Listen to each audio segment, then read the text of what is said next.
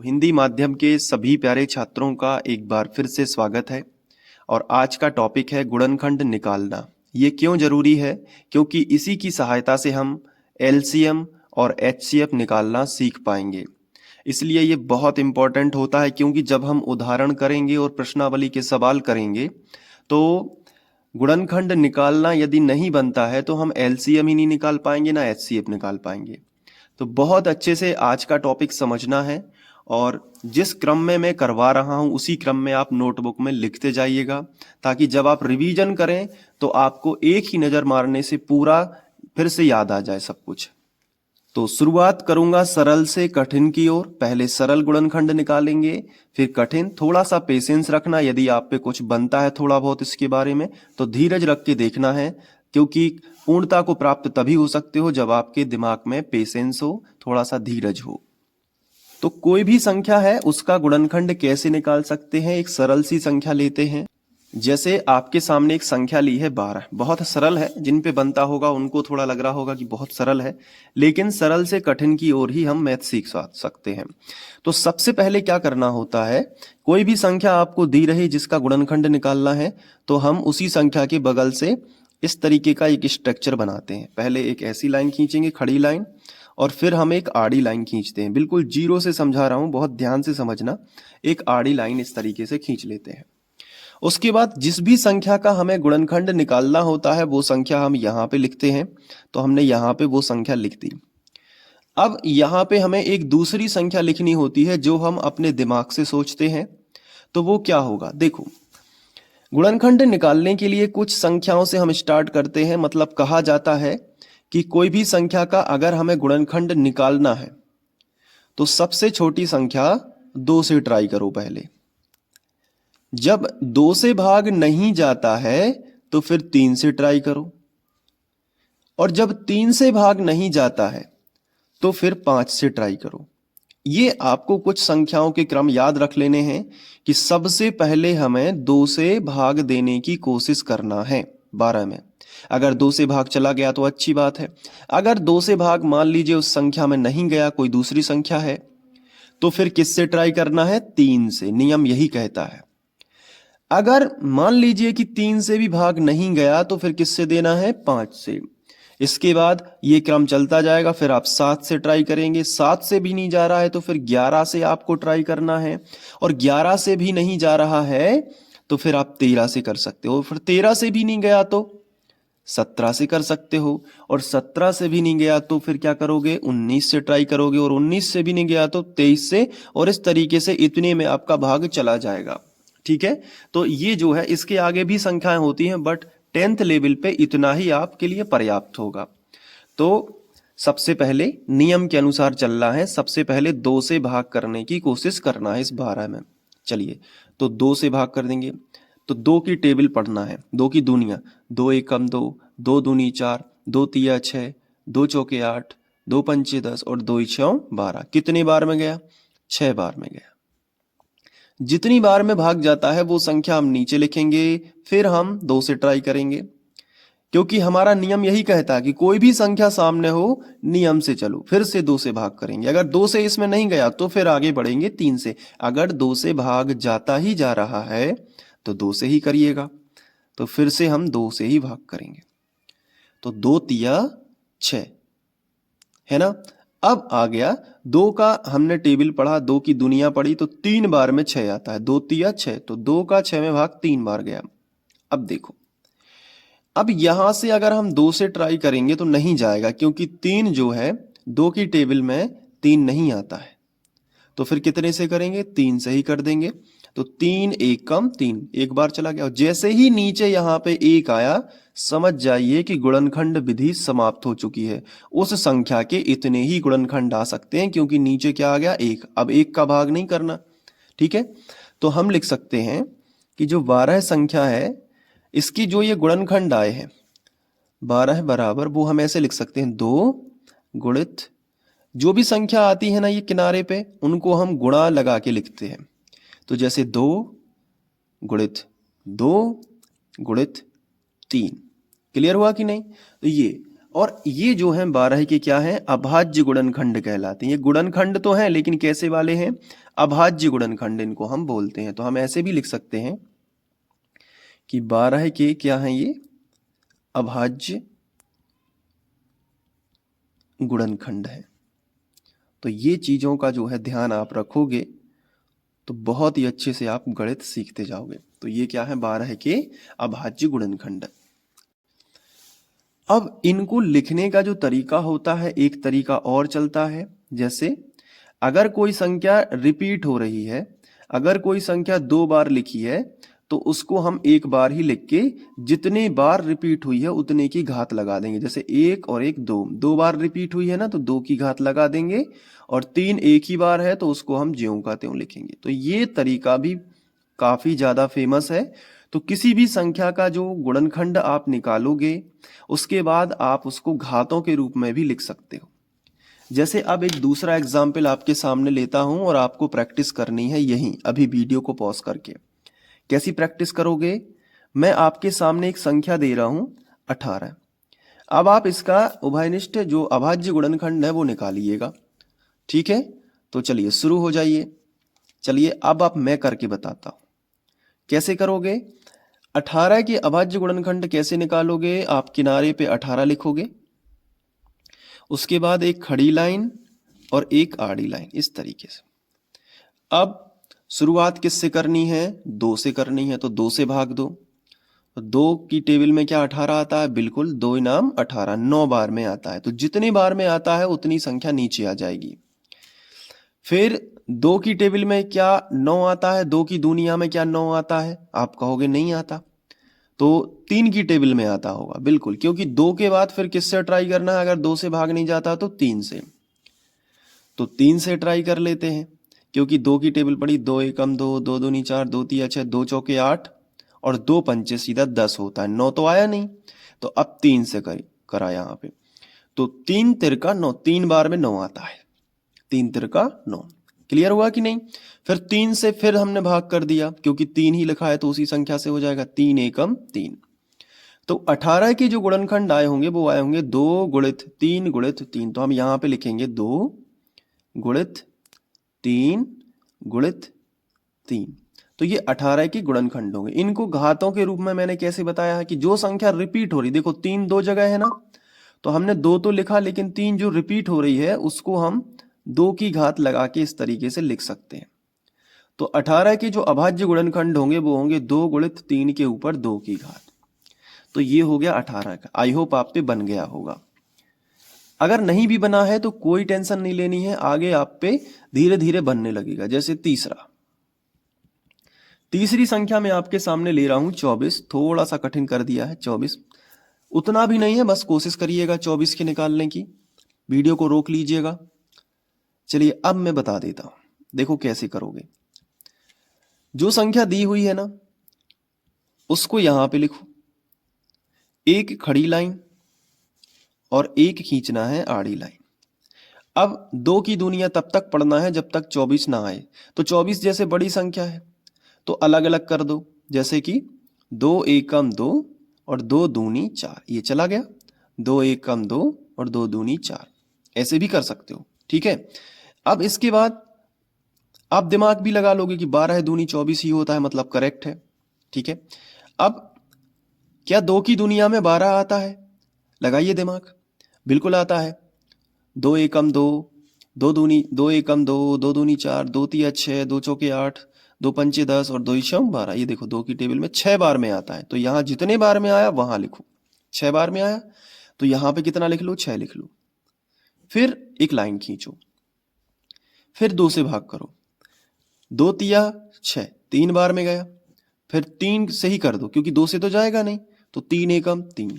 तो 24 के अभाज्य गुणनखंड कितने होंगे, 2 गुणित 2 गुणित 2 गुणित 3। तो यहां पे लिखोगे 2 गुणित 2 गुणित 2 गुणित 3, यही होगा ना। बराबर के नीचे क्या लगाओगे, बराबर। अब जो संख्या रिपीट हो रही है उसको लिखने का तरीका मैंने क्या बताया, कितनी बार रिपीट हो रही बताओ, 1 2 3। तो 2 के ऊपर कितने की घात लगा दो, 3 की घात, और गुणित में कितना लिख दो, 3 लिख दो। बताओ बनेगा कि नहीं। थोड़ा थोड़ा लग रहा होगा कि हाँ बन जाएगा। बिल्कुल भी हिम्मत नहीं हारनी है। गणित आपको अगर कठिन विषय लगता है तो आप उतनी ही ज्यादा इसमें प्रैक्टिस करेंगे तो आपको वो क्या लगने लगेगा, बिल्कुल सरल लगने लगेगा, बिल्कुल टेंशन लेने की जरूरत नहीं है। अब देखो जैसे चौथा, मैं आपको बता रहा हूं, बड़े ध्यान से समझते जाना। जैसे चौथा, एक और मैं संख्या आपके सामने प्रस्तुत कर रहा हूं, जैसे कि 30। क्या इसका आप धीरे धीरे देखो, हम कठिन की ओर बढ़ते जा रहे हैं, आपको पता भी नहीं लगेगा और आप गुणनखंड बनाना सीख जाओगे। देखो कैसे, सबसे पहले क्या करना है, 30 और बराबर का चिन्ह लगा लेना है। यहां पे 30 लिखना है और एक खड़ी लाइन और एक आड़ी लाइन। अब सबसे पहले नियम क्या कहता है कि पहले 2 से 2, 2 से ना जाए तो 3 से 2, 3 से ना जाए तो 5 से 2, 5 से ना जाए तो 7 से 2, ऐसे नियम है। तो कुछ शुरू की 4-5 संख्याएं आप याद भी कर सकते हो। तो 2 से जाएगा क्योंकि अगर इकाई अंक 0 है तो 2 से निश्चित ही जाएगा। 2 से भाग देना मतलब उस संख्या का आधा करना। तो 30 का आधा कितना होता है, 15। तो आप डायरेक्ट भी लिख सकते हो 15, और 15 दूनी 30 चेक भी कर सकते हो, इसका गुणा करोगे ये संख्या आपको आ जाएगी। तो धीरे धीरे आपको ये भी पता चलने लगेगा कि कहाँ कैसा गुणा करने से संख्या पता चलती है। इसके बाद 15 है, तो 2 की टेबल में कभी भी 15 नहीं आता, 2 की दुनिया में कभी 15 नहीं आता, लेकिन 3 की दुनिया में जरूर आता है। तो 3 से ही भाग जाएगा, 3 5 15, 5 बार में चला जाएगा। अब 3 की टेबल पे 5 नहीं आता, तो दोबारा से 3 से देने से कोई फायदा नहीं है। अब कितने से दे दो, 5 से ही दे दो। तो 5 एकम 5। तो 30 के गुणनखंड आएंगे 2 गुणित 3 गुणित 5, 2 गुणित 3 गुणित 5। अब ये बताइए क्या इसमें कोई संख्या रिपीट हो रही है, नहीं हो रही है, तो यही अभाज्य गुणनखंड होंगे। आप ऐसे ही लिखे रहने दोगे, ठीक है। इसके बाद अब हम एक एग्जाम्पल आपके सामने और ले रहे हैं। प्रैक्टिस करते जाना है, वीडियो को पॉज कर करके देखो, साथ में ही सीखते जाना। ऐसा समझो कि कोई बड़ा भाई है आपका जो आपको समझा रहा है आपके पास बैठ के।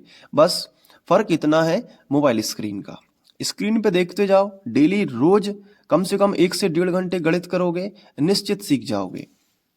इसके बाद 5वीं जो संख्या है वो है 40। इसको ट्राई करना है, वीडियो को पॉज करके करो ट्राई, पूरी ईमानदारी से ट्राई करते रहना। तो सबसे पहले क्या होगा, आप 40 ज्यों का त्यों लिखोगे। इसके बाद मैं यहां पे 40 लिख लेता हूं, एक खड़ी लाइन और एक आड़ी लाइन। मैंने क्या बताया, एक ट्रिक बताई है आपको कि अगर इकाई अंक 0 है तो 2 से तो 100% भाग जाएगा। अगर इकाई अंक 0 है, अगर इकाई में 0 है, ध्यान रखना, तो 2 से भाग जाएगा, बिना सोचे आप 2 से ट्राई करिएगा। और 2 से भाग देना मतलब उस संख्या का आधा करना। तो 40 का आधा कितना होता है, 20। दूसरा तरीका बता देता हूं कि जैसे आप बड़ी संख्या अगर आप देख रहे हैं तो एक एक में भाग दीजिए। 4 में 2 दूनी 4, 2 बार चला गया 4 से, 0 ज्यों का त्यों, ठीक है। 0 में भाग नहीं करते, 0 ज्यों का त्यों लगाते हैं। फिर से आप देखिए, इकाई अंक क्या है, 0 है 20 में, तो फिर से 2 से चला जाएगा और 20 का आधा करिए, क्योंकि 2 से भाग करना मतलब उस संख्या का आधा करना, आधा करते जाइए, 10 आ जाएगा। फिर 0 है इकाई अंक, 100% 2 से जाएगा, उस संख्या का आधा करिए, 10 का आधा कितना होता है, 5। या फिर 2 पंचे 10, 5 बार भाग चला गया। कोई भी तरीका अपनाइए, बस ये सिंपल छोटी छोटी सी बारीकियां हैं जिससे आपकी गणित करने की स्पीड बढ़ेगी। मतलब 2 का भाग करना मतलब आधा करना, तो भाग जो बच्चे कुछ बच्चे भाग करते रहेंगे, आप सीधा आधा कर दोगे। अब देखिए यहाँ पे 5 है, तो 5 से 5 का ही जाता है, ध्यान रखिएगा, 5 में 5 का ही जाएगा, 5 एकम 5। तो 40 के बराबर क्या आ गया, 2 गुणित 2 गुणित 2 गुणित 5। तो आप यहां पे लिखिएगा 2 गुणित 2 गुणित 2 गुणित 5, इस तरीके से लिखना है। अब आप हमें ये बताइएगा कि कोई संख्या क्या रिपीट हो रही है, तो आप कहोगे जी सर 2 3 बार है। तो 2 के ऊपर कितने की घात लगा देना है, 3 की घात लगा देना है, और यहां पे कितना लिखना है, 5। और यही आपके 40 के अभाज्य गुणनखंड आ जाएंगे। थोड़ा थोड़ा तो समझ में आ रहा होगा। अब 40 का आ गया तो फिर आपको 50 का भी आ जाएगा। तो अब आपको करना है 50 का। कैसे करोगे, बहुत ही सिंपल है। सबसे पहले 50 लिखा, फिर बराबर लगा दिया, यहां पे हम 50 लिखेंगे और एक खड़ी लाइन और एक आड़ी लाइन। क्लियर है। अब मैंने आपको क्या बताया है कि जब इकाई अंक 0 है तो निश्चित ही 2 से जाएगा, तो 2 से कर दो और 50 के आधे कर दो, क्योंकि 2 से भाग करना मतलब उस संख्या का आधा करना। 50 के आधे कितने होते हैं, 25, सीधा बिल्कुल।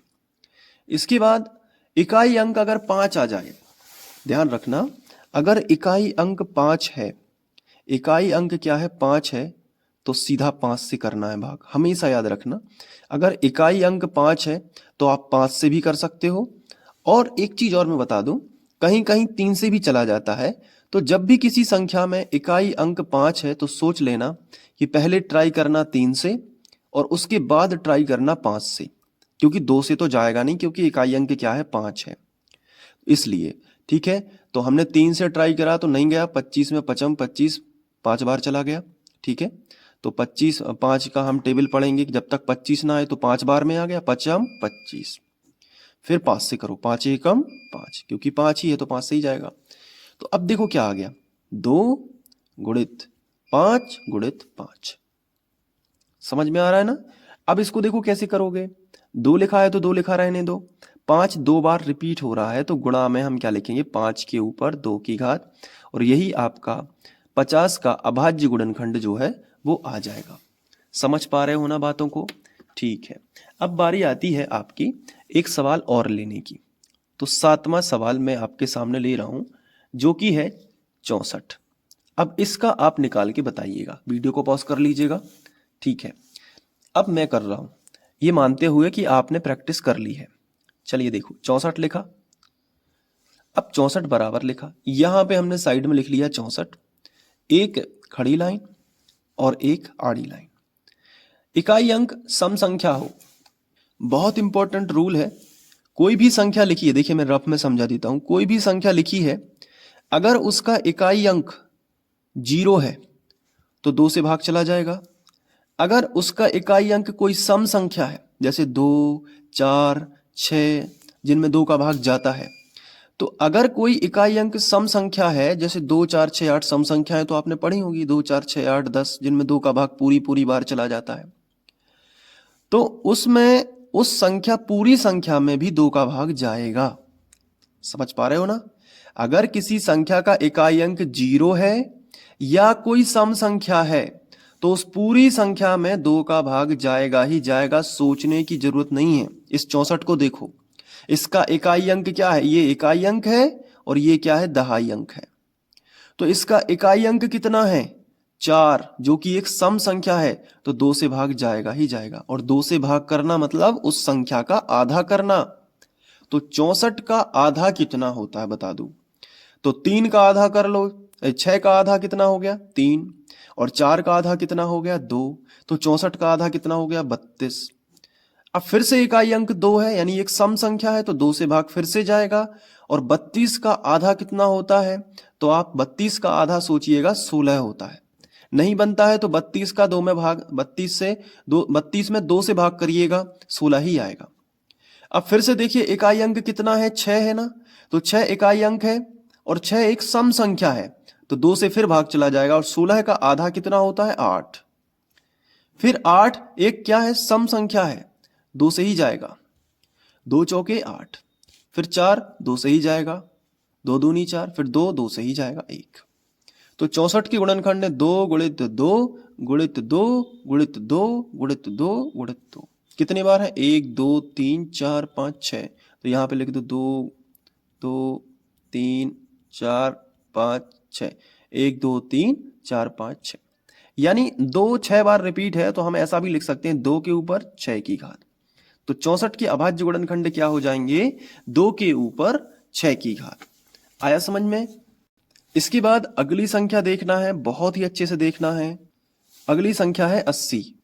अब इसके अभाज्य गुणनखंड आपको निकालना है। कैसे लिखोगे, सबसे पहले 80 लिख लिया, बराबर का चिन्ह लगा लिया, यहां आ गए साइड में 80 लिखा, एक खड़ी लाइन और एक आड़ी लाइन। इकाई अंक 0 है, 2 से जाएगा, 2 का मतलब 2 से भाग करना मतलब संख्या का आधा कर देना, तो 40 दूनी 80 होता है। फिर इकाई अंक ये 0 है तो 2 से जाएगा, 20 कर दो, फिर 2 से जाएगा 10 कर दो, फिर 2 से जाएगा 2 पंचे 10 कर दो, 5 से जाएगा 5 एकम 5 कर दो। तो ये वाली स्पीड भी आपकी धीरे धीरे आ जाएगी अगर आप अच्छे से प्रैक्टिस करते जा रहे हो। तो जो 80 है इसको हम लिख सकते हैं 2 गुणित 2 गुणित 2 गुणित 2 गुणित 5। इस तरीके से हमने लिख लिया, गुणित कितना लिख लिया, 5। कितने बार 2 है, 1 2 3 4, तो यहां भी देखो 1 2 3 4 बार 2 है, गुणित कितना हो गया, 5। यानी 2 के ऊपर 1 2 3 4 की घात, 2 के ऊपर कितने की घात लगा देंगे, 4 की घात, और गुणित कितना कर देंगे, 5 कर देंगे। और यही हमारा जो है 80 के अभाज्य गुणनखंड के तौर पे हम लिख सकते हैं। अब इसके बाद कुछ आपके लिए प्रैक्टिस के लिए दे रहा हूं, तो इनको जरूर करिएगा। जैसे कि 120 है, इसको आपको करना है, 210 है, इसकी भी प्रैक्टिस करना है, और 150 है, इसकी भी प्रैक्टिस करना है, और 625, इन सभी के आपको गुणनखंड निकाल के देखना है। ठीक है, इन सभी के गुणनखंड की प्रोसेस आपको करके देखना है, और ये भी चेक करना है कि बन रहा है कि नहीं। ठीक है, आपको ये जो है सवाल में यूज होंगे। 625 में भाग इकाई अंक है 5, तो 5 से ट्राई करना है, 0 है 0, 2 से ट्राई करना है, इतना भी मैंने बता दिया। अब आपको इनको करना है, और इनके जो भी आंसर आएंगे वो नोटबुक में भी लिखते जाना है। तो आज का जो टॉपिक है गुणनखंड निकालना, तो यहाँ पे ये पर्याप्त है। और ये जो टॉपिक है ये हमने यहाँ पे इसलिए देख लिया है ताकि हम एलसीएम निकालना सीखेंगे और एचसीएफ निकालना सीखेंगे, तो आपको कोई भी दिक्कत ना हो। अब इसके बाद हमारा जो टॉपिक आएगा वो एलसीएम का आएगा, फिर आएगा एचसीएफ का, उसके बाद हम लोग उदाहरण और प्रश्नावली पे जंप करेंगे। तो आपको ये बहुत ही सरल लगने वाला है चैप्टर, और बहुत ही बेसिक से हम लोग पढ़ेंगे। अगर आप चाहते हैं कि इसी तरीके से हम क्रम से पढ़ें, तो डिस्क्रिप्शन में प्लेलिस्ट मिल जाएगी, तो उस पर क्लिक करके आप डायरेक्ट प्लेलिस्ट से सब कुछ पढ़ सकते हो। ठीक हो, वीडियो अच्छा लगा हो तो लाइक कर देना। मिलते हैं नेक्स्ट वीडियो लेक्चर में। Thank you.